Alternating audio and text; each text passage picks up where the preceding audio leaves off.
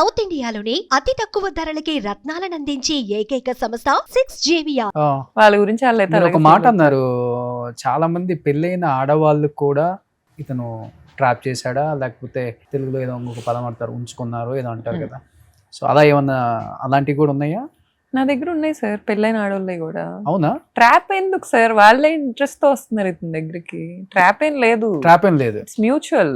Okay, నేనేం ఎలా connect అవుతారు అసలుకి? నాకు తెలియదు సార్ అసలు, అది ఆ సబ్జెక్టే నాకు తెలీదు. ఓకే, మీరేదో నాకు తెలిసినట్టు అడుగుతున్నారు, నాకు తెలియదు. నేనే షాక్ అయ్యా. అంటే అసలు మామూలుగా రాత కదండి సార్. పెద్ద పెద్ద వివిఐపి ఆడవాళ్ళు ఎలా కనెక్ట్ అవుతారు? నాకు తెలిసి కనెక్ట్ అవ్వరు. ఇండస్ట్రీలో ఇంతకన్నా పెద్ద హీరోలు లేరా, లేకపోతే పెద్ద పెద్ద ఇంకా చెప్పాలంటే చాలా ఉన్నాయి కదా. అలాంటిది ఈ అబ్బాయి అప్కమింగే కదా. సార్ ఇప్పుడు ఒక అమ్మాయితో నా దగ్గర ఉన్న రికార్డింగ్, వీడియో రికార్డింగ్ లో ఇతను ఆ అమ్మాయిని చాలా అడిగాడు సార్. ఇప్పుడు ఆ అమ్మాయి కూడా ఏం తక్కువది కాదు, అతనితో లీనియన్స్ ఇచ్చింది, మాట్లాడుతుంది, దగ్గరకు రానిస్తుంది. నేను ఒకసారి హగ్ చేసుకోవచ్చా, ఒకసారి నేను పట్టుకోవచ్చా అని చాలా అడిగాడు అతను ఆ అమ్మాయిని. ఫైనల్ గా ఓకే అనింది. ఇప్పుడు అది వాళ్ళ వాళ్ళ ఫ్యాంటసీ ఏమో నాకు తెలీదు, అలా అడిగించుకొని కావాలని అలా చేస్తున్నారేమో నాకు తెలీదు. కానీ అలా అయితే మరి ఇతనైతే చాలా బతిలాడాడు, నన్ను ఏ రోజు అలా బతిలాడలేదు. ఆ అమ్మాయి లవ్ లో ఉన్నప్పుడు కూడా ఫస్ట్ 6 నెలలు అసలు నేను క్లౌడ్స్ లో ఉన్నాను sir. Cloud 9? Cloud 9. Okay, cloud 9 కి మించి అంటే ఏముంటుంది క్లౌడ్ 9 లో? సార్ ఇప్పుడు నాకు ఎప్పుడైనా కూడా ఎఫర్ట్స్ చాలా ఇంపార్టెంట్, కన్సిస్టెన్సీ చాలా ఇంపార్టెంట్ రిలేషన్షిప్ లో. 6 months తర్వాత ఏ రోజు కన్సిస్టెంట్ గా లేడు అతను నాకు ఎలా ఉండేదంటే, ఇప్పుడు నాకు ఏమన్నా కావాలంటే అతనికి అయ్యేది కాదు అసలు. ఇప్పుడు నాకు ఆకలి వేస్తుందంటే ఇమీడియట్ గా తీసుకొచ్చేసేవాడు. ఓకే, నాకు అది చాలా చాలా కేరింగ్ గా కనిపించేది. మీకు జ్వరం వస్తే తనకు జ్వరం వచ్చినట్టు ఫీల్ అవటం ఆ. ఎలాంటివా?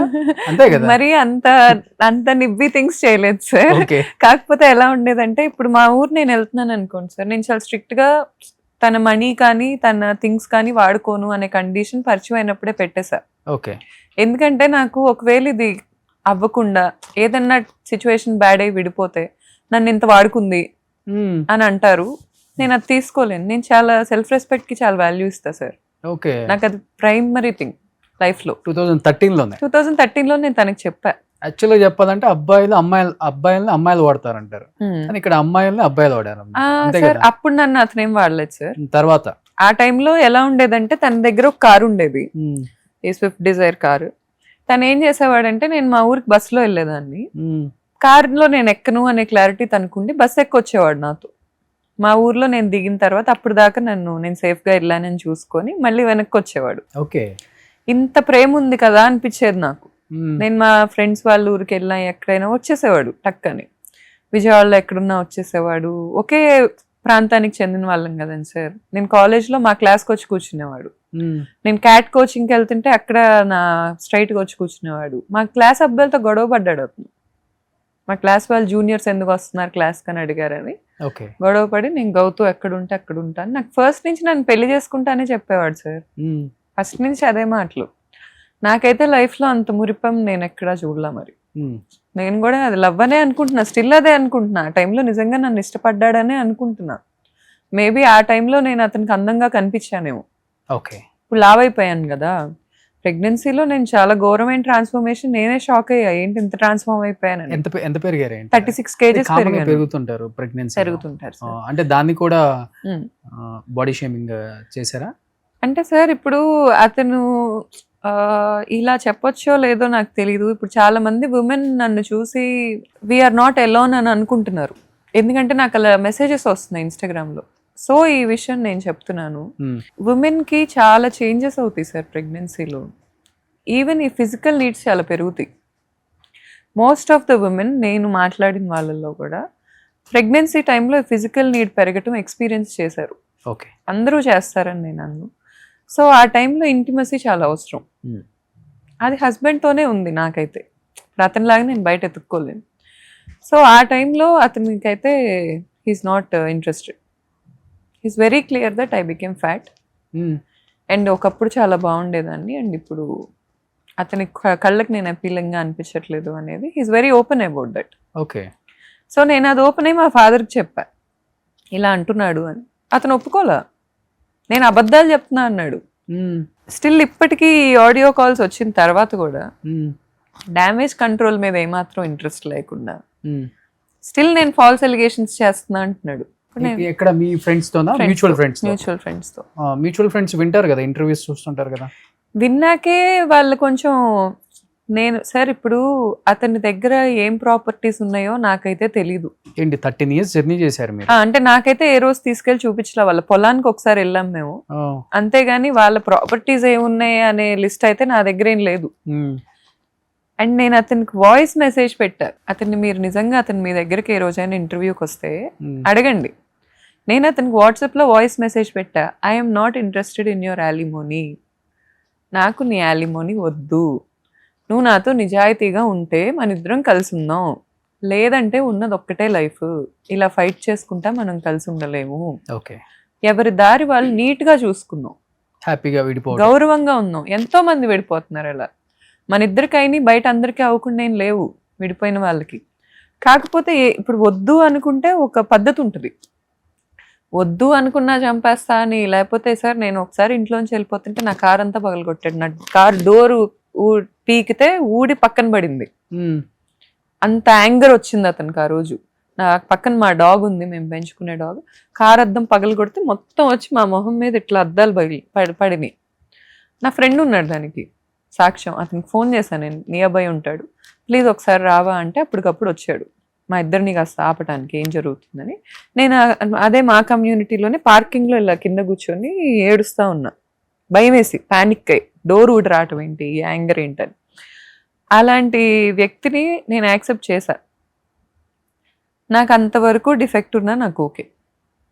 నేను చెప్తున్నాను కదండి సార్, ప్రతి మనిషికి డిఫెక్టే ఉండకూడదు అంటే ఇట్స్ నాట్ ఈజీ. లైఫ్లో అతనితో నేను ట్రావెల్ చేస్తున్నప్పుడు అతని డిఫెక్ట్స్తో కూడా నేను ట్రావెల్ చేస్తా. అతని యాలిమోనీ కోసం అతన్ని వదులుకోవాలి అని నేను అనుకోవటం, ఒకవేళ ఫర్ ఎగ్జాంపుల్ అతనికి ఒక 1000 కోట్లు ఉన్నాయని ఒక ఆయన ఫోన్ చేసి చెప్పారు నాకు రీసెంట్గా, నేను నవ్వుకున్నా, అది వేరే విషయం. 1000 కోట్లు ఉంటే విడిపోతే 500 కోట్లే కదండి సార్ నాకు వచ్చేది, కలిసి ఉంటే 1000 కోట్లు వస్తాయిగా. నేను మనీ మైండెడ్ అయితే మరి నా హస్బెండ్తో కలిసి ఉండాలిగా, ఎందుకు విడిపోవాలనుకుంటున్నా? ఎందుకు అనుకుంటున్నాను సార్? అవసరం లేదు కదా. అండ్ చాలామంది విమెన్ పాయింట్ ఆఫ్ వ్యూలో నుంచే నా కేసుని చూస్తున్నారు. నేను వాళ్ళకి ఒకటి చెప్పాలనుకుంటున్నా, నేను ఓన్లీ ఒక మగాడు చేసే అట్రాసిటీస్ వల్ల సఫర్ అయిన దాన్ని కాదు. నేను బెస్ట్ ఫ్రెండ్లా నమ్మాను అతన్ని, నన్ను అతను చీట్ చేశాడు. ప్రతి చీటింగ్కి గురైన వ్యక్తికే ఆ పెయిన్ తెలుస్తుంది. మగాళ్ళు ఆడోళ్ళని చీట్ చేస్తున్నారు, ఆడోళ్ళు మగాళ్ళని చీట్ చేస్తున్నారు. కానీ ఆ చీట్ అయిన గురైన వాళ్ళు ఉంటారు కదా, ఎంతో మంది వాయిసెస్ సైలెన్స్ అయిపోయి ఉంటాయి. నేను మాట్లాడుతున్నాను అంతే తేడా. ఇక్కడ అతను రాయేస్తే తగిలింది నాకే, కూర్చొని ఏడ్చింది నేనే. నేను అతను బతిలాడాను సార్. ఈవెన్ విడిపోయాక కూడా జనవరిలో మేమిద్దరం తెగదెంపులు చేసుకొని వేరే వేరే ఇళ్లల్లో ఉంటాం మొదలు పెట్టాక కూడా నేను అతన్ని బతిలాడా. ఏం బతిలాడా అనుకుంటున్నారు? ప్లీజ్ మారు, మన ఇద్దరు జర్నీ అయిపోయింది ఇక్కడితో, కానీ నువ్వు ఇది కాదు, పెళ్ళైన ఆడవుతూ నువ్వు ఎందుకుంటున్నావు, ఈసారి ఇప్పటి నుంచి సింగిల్ అమ్మాయిలతో ఉంటాలి అనే కన్సెషన్ ఇచ్చాడు నాకు ఆ రోజు మాట్లాడి. నేను ఏడ్చుకుంటే చేతులు పట్టుకొని అడిగా, ఇలా ఉండకు సార్, అంత ఈజీ కాదు సార్. ఇప్పుడు అతను బిల్డ్ చేసుకునే లైఫ్, అతన్ని ఏదో వాళ్ళ పేరెంట్స్ ట్రాన్స్లోకి తీసుకెళ్లారు కానీ వాళ్ళు ఏదో హెల్ప్ చేశారని 100% అది అతనిది, నాది, మాతో ఇంకో పార్ట్నర్ ఉన్నాడు, కొంతమంది ట్రావెల్ చేశారు, మా కష్టమే 100%. None of the people who are claiming the success did nothing. ఇది జిస్మత్లోనా? Anything sir. పర్సనల్ లైఫ్లో నేను ఒక లగ్జరీ కార్లో తిరుగుతున్నాను, అతను లగ్జరీ కార్లో తిరుగుతున్నాడు. మేము ఈరోజు ఏది కావాలన్నా అసలు అట్లీస్ట్ లాయర్ ఖర్చులు పెట్టుకుంటున్నామన్నా, అతను లాయర్కి ఖర్చు పెట్టుకుంటున్నాడన్నా, నేను నా లాయర్కి ఖర్చు పెట్టుకుంటున్నానన్నా 100% అది మా కష్టమే సార్. ఓకే, ఎంత దిక్కుమాలిన మ్యానిపులేషన్ అతని మీద ఉన్నా ఇవన్నీ కూడా డ్యామేజ్ చేసుకోడు. ఇప్పుడు అతనికి చెప్పుండొచ్చు, అతను వెనక గైడెన్స్ ఇస్తుంది విన్నారు కదా, వాటికి ఇంకా చాలా ఉన్నాయి అలాంటి నా దగ్గర. ఓకే, వాళ్ళు పెద్దవాళ్ళైనా గైడెన్స్ ఇచ్చే వాళ్ళ ఫాదర్.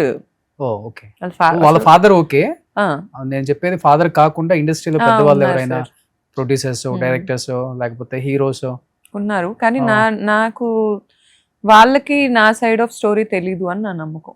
ఓకే, అదే ఇతని స్టోరీ వింటారు కాబట్టి వింటారు. ఈ అమ్మాయికి ఎక్కువ డౌట్స్ ఎక్కువ ఈ స్టోరీ నాకు అనుమానం అని అనుకుంటున్నారు.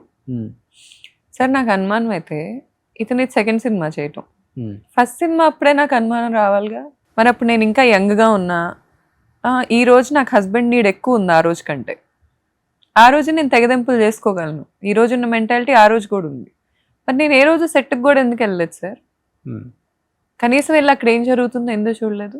వాళ్ళ ఫస్ట్ సినిమా హీరోయిన్ హైదరాబాద్ వస్తే నేను తిప్పా, నా కారులో ఎక్కించుకొని ఇక్కడ పానీపూరి బాగుంటుంది, ఇక్కడ రెస్టారెంట్స్ బాగుంటాయి, ఇక్కడ ఫుడ్ బాగుంటుంది అని హైదరాబాద్ టూర్ ఇచ్చాను నేను. ఒకవేళ నేను నారో మైండెడ్ పర్సన్ అయితే ఒక ఫీమేల్ లీడ్తో నేను అలా ఎందుకుంటా? సెకండ్ సినిమా ఫీమేల్ లీడ్తోనే నాకు ఎందుకు ఇష్యూ అయింది?